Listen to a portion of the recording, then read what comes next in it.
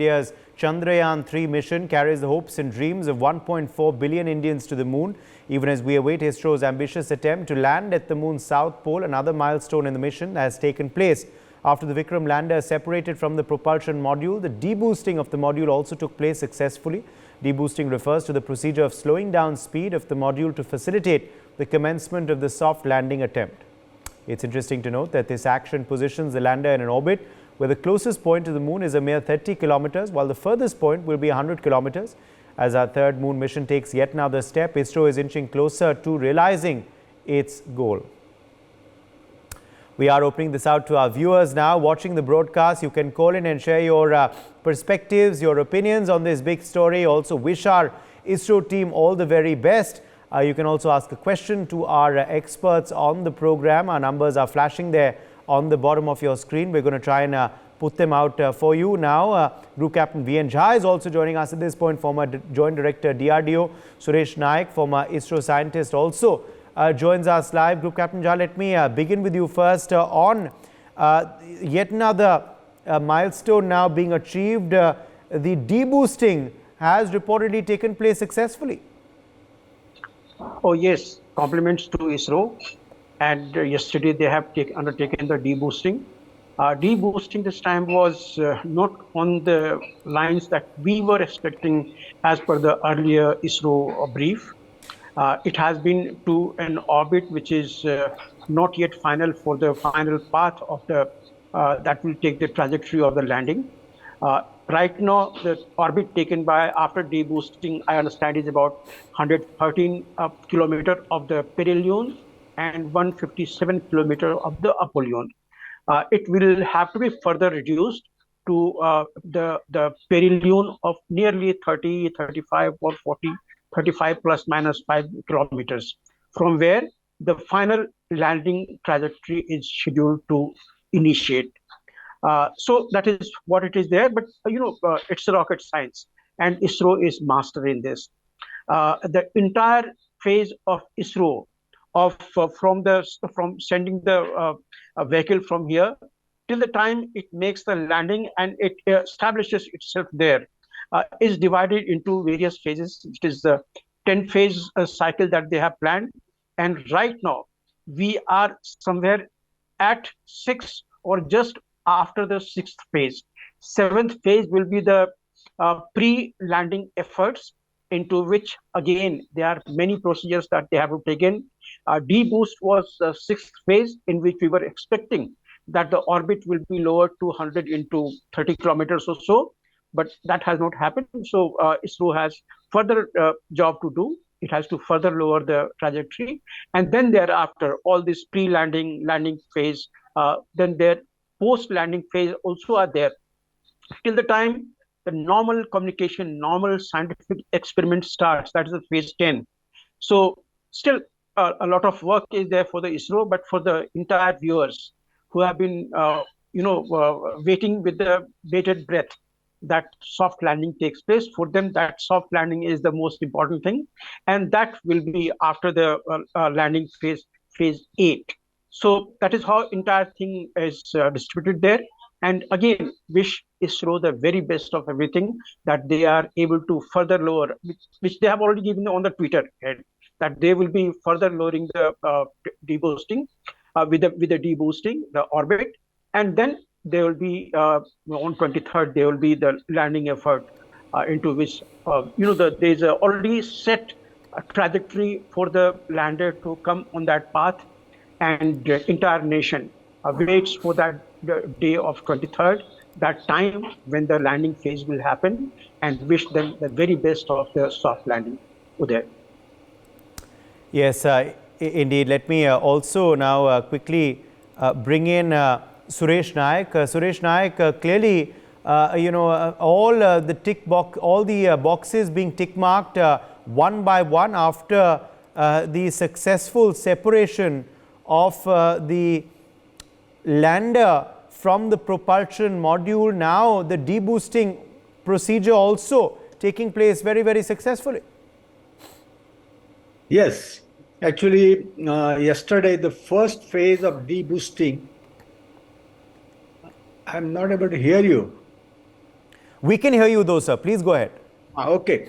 The first phase of deboosting was carried out yesterday, and the orbit was brought down from 160 odd kilometers to 113 kilometers, and that is going to be the perigee of the orbit. That means the closest point to the moon. And that means yesterday ISRO was successful in lowering the orbit by about 50 kilometers in one orbit burn. And now the next deboosting phase is planned tomorrow, that is on 20th August. And if you assume that the same reduction in the orbit, that is 50 kilometers, is brought down, then the perigee, the closest point to the moon, will be brought down to 63 kilometers.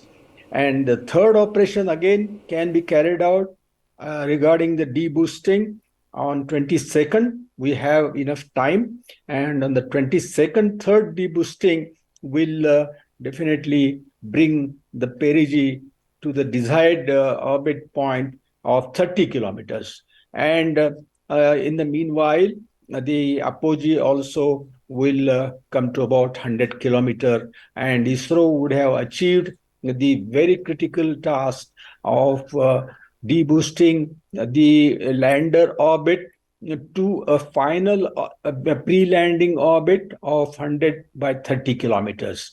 And this 30-kilometer point, when it is properly, adjusted to the South Pole, as well as the orientation of the lander and the positioning of the lander is perfectly adjusted for the preparation for landing, then this particular operation we will be ready to carry out. That is the final phase of soft landing. Now, you see, this soft landing is going to, let us say, start on 23rd August at about 5:47 p.m. And then it is going to take about 15 minutes, right? And this 15 minutes, the speed or velocity of the lander will be brought down from a very high velocity of 6,000 kilometers per hour. Just to give a perspective, I would say that is 14 times faster than the fastest bullet train in the world. So that high velocity will be there, and it has to be brought down ultimately to zero. But just before the landing, when the lander is about 100 meters above moon, it has to be brought down to 2 meters per second or 1.7 kilometers per hour. So one can imagine the tremendous precision and complexity of the task involved in the final phase of final landing. And this is done by adjusting the velocities of the lander. And if the thrusters are fired to give more thrust, then of course the velocity will be lower. And if it is, very low, and if suppose the thrusters firing is controlled to a gentle extent, then the velocity can be slightly higher. So that way, the braking phenomena is obtained. And that is the only thing which we have, because we can't use a parachute on moon because there is no atmosphere. And there are 4 engines provided on the lander, and purposely we have avoided the 5th engine, taking a lesson from the failure of Chandrayaan 2, because it is sort of believed that after analysis, that because of the 5 thrusters, 5 engines, the stability was beyond the allowable limit, and there was a dispersion. So now we are in a better position. Secondly, you see, what is very important, apart from the velocity adjustment, is the altitude measurement. And we have got now two altitude measurement equipments. One is laser based and another is RF based. So if one fails, then there is another one. So we know at what altitude, what velocity should be obtained. And secondly, of course, the velocity measurement equipment is there. The laser Doppler measurement is there, which is a very precise measurement. And with these kind of, equipped, ISRO is equipped now to a very great extent to handle the criticality of the mission in the final stages.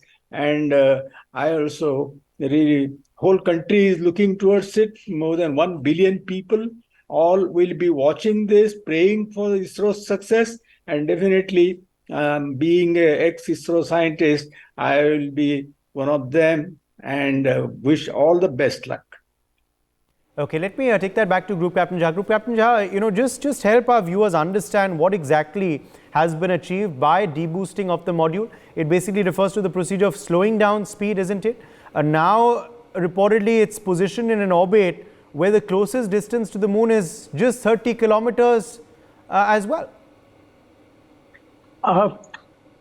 Not exactly. We have not yet come to the 30 kilometers. Okay. This is what Mr. Nayak was trying to tell you, that tomorrow the height, the altitude will be further reduced. The deboosting, what it does is it slows the speed.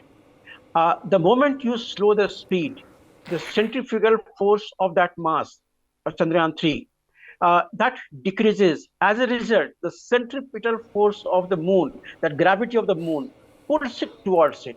So the altitude lowers. How much of the altitude lowers, how much close it becomes, that is what the current orbit is there. Current orbit right now is there, as he has told you, 113 into 153 kilometers. So that 153 kilometers remains the same. It has come to about 113, the closest point. That is what we call it perihelion. Peri is the nearest point. So the nearest point right now is 113.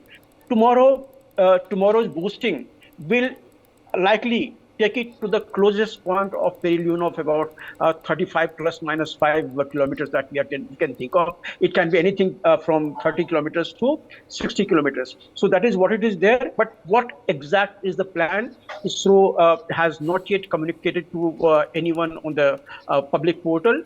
So that is not in the public domain. But this is what we expect, that in tomorrow's deboost exercise, it will come to the final orbit of 100 or 110 plus minus 5, you can say, into 35 plus minus 5 kilometers. Okay, let me also bring in another viewer now, in fact, joining us at this point. Rajagopal is calling in from Tamil Nadu. Rajagopal, please go ahead. Okay, thank you, sir. I'm watching your TV channel NewsX. From that, I got your phone number. So now I'm speaking with you. Yes, please go ahead. What would you like to share about Chandrayaan 3? Very expecting moment when it is going to this, when it is land on moon. Okay, so you want to know, you have a question there about when will the actual landing take place. Yes, Group Captain Jha, you can complete your point, but why don't you answer the question of our viewer as well? Yes. Sure. First of all, the question that he has asked, when it will land to the moon. When the moon rise happens in the area where it is supposed to land, that is the time when it is going to land, and that is scheduled on 23rd evening from the Earth's time, Earth schedule. So that is when it will land to the onto the surface. Soft landing is planned, but otherwise, what I was trying to tell you, that the final trajectory of the the landing, in that it is supposed to come to a closest point of the moon surface is about 35 plus minus 5. I was trying to prompt you. It could be 40, it could be 30 kilometers. So that is the lowest point from where the trajectory of the lander to come to the surface for the landing is planned to be there. But again, there is a vast sort of cushion planning. There is a cushion time, and there are the final trajectory can be fine-tuned to any orbit that it takes forward.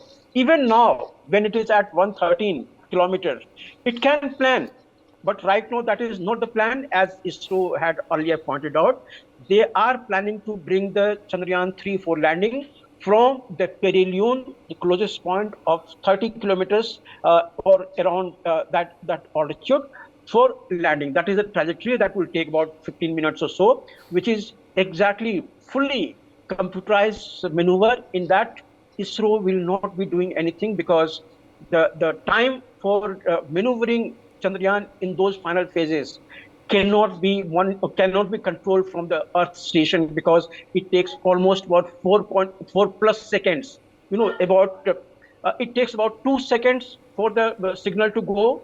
The feedback from there will also take 2 seconds, that is 4 seconds, and then the human response, how much time the human who controlling that particular thing takes, that makes it about 5 seconds plus 6 seconds, 7 seconds, 8 seconds.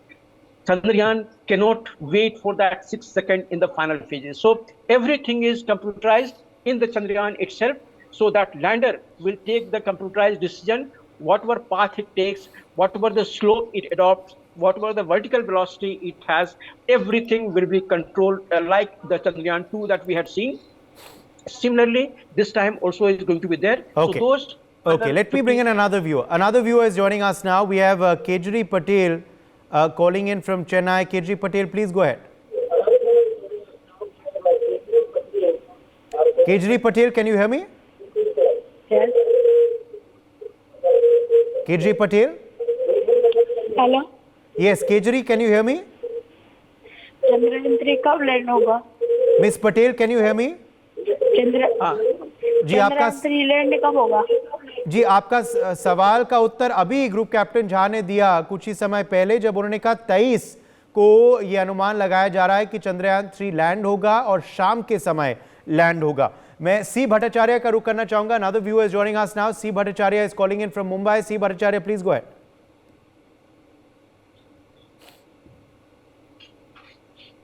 C Bhattacharya, can you hear me? Okay, I think we've lost C Bhattacharya there. Let me bring in another viewer joining us from Bengaluru. Vanji Sharan is calling in. Vanji Sharan, please go ahead. Okay, I think we've lost that viewer's connection as well. Yes, Group Captain Jha, you were completing your point. Yeah. I was just trying to tell you. See, the landing, what I was trying to tell you, that many questions have come. Russia also has sent their Chandrayaan Luna 25. That is making the landing 2 days before. Many people have asked this question earlier, and I'll just try to clarify to your viewers that both Luna 25 and Chandrayaan 3, they have scheduled their landing onto the South Pole. The area is slightly different. Suppose if this is the moon, and moon rotating, the two poles are there, North Pole and the South Pole. So on this South Pole, you can see the red circle and the blue circle. Can you see it? There is a red circle and the blue circle. Red circle, I have marked it for the Russian craft landing, and the blue circle is planned for the Chandrayaan-3. Now, when the sunrise happens, sunrise will first happen for this red circle. The red circle that is there. First, the sunrise will happen to the red circle. So that is why Luna 25, Russia, is landing on their day of sunrise, and ISRO will be landing subsequently about 1.5 to 2 days later on their sunrise. So it is exactly the sunrise with which the landing is planned. Russian craft is landing about 400 kilometers east of our landing spot. That is at 42 degree east that they are landing, and we are planning at 32 degree or 31 plus degree of east. So that is the landing site. As per the landing site and the sunrise there, we are going to land there, and that in our case that happens to be on 23rd. That is how it is scheduled to be. Okay, let me bring in another viewer now joining us. Vanji Sharan is calling us from Bengaluru. Vanji Sharan, please go ahead. Yeah, sir, thank you. Thank you for calling in. Please go ahead. Yeah, see, as a young child, I have watched Neil Armstrong's, I have heard a running commentary on radio of Neil Armstrong's landing in moon. Yeah. Okay. and I am very excited, and I wish all the best to Chandrayaan 3's safe landing and a great success to our country. Okay, thank you, Vanjishan, for joining us with your wishes there. So clearly, one of our viewers there comparing this moment, Suresh Naik, to the moment of Neil Armstrong landing on the moon, and he remembers the coverage then, and he's hoping that now too the coverage will be as exciting. Yes, actually, Neil Armstrong's landing was, of course, the historical landing, the first man to land on the moon. It happened in 1969. I also was watching that moment. It was such an exciting thing. And in case of Neil Armstrong, it was a human flight. Okay, and there they had an advantage of maneuvering by a human brain, and that is how it was easier than a robotic mission on the moon. Because, see, after all, even in case of Neil Armstrong's Apollo 11 mission, in the final moments of the moon landing, they faced problems and they had to change the landing site. And that fuel was in a very precarious position. And only because of the skill of Neil Armstrong and Buzz Aldrin, they could successfully land on the moon. But now we are trying a robotic mission. In robotic mission, all these operations are done by a computer. Actually, there are three subsystems there. One is the navigation, second is guidance and control. These, and of course, along with it, the thrusters. And along with these three interacting with each other, this particular operation is carried out. The navigation system tells you the exact position and orientation of the lander, and the guidance system gives command to the control system accordingly to what it should be done, and the control system finally executes these commands. So that is how this and that execution is basically done by the thrusters, and of course it is based on the velocity and the altitude. So that is the combination of the systems on board the lander, which is basically the brain of the lander, that carries out the final operation, whereas in case of Neil Armstrong, it was done by a human being who was very well trained and experienced. For more such videos, subscribe to the NewsX YouTube channel, hit the bell icon.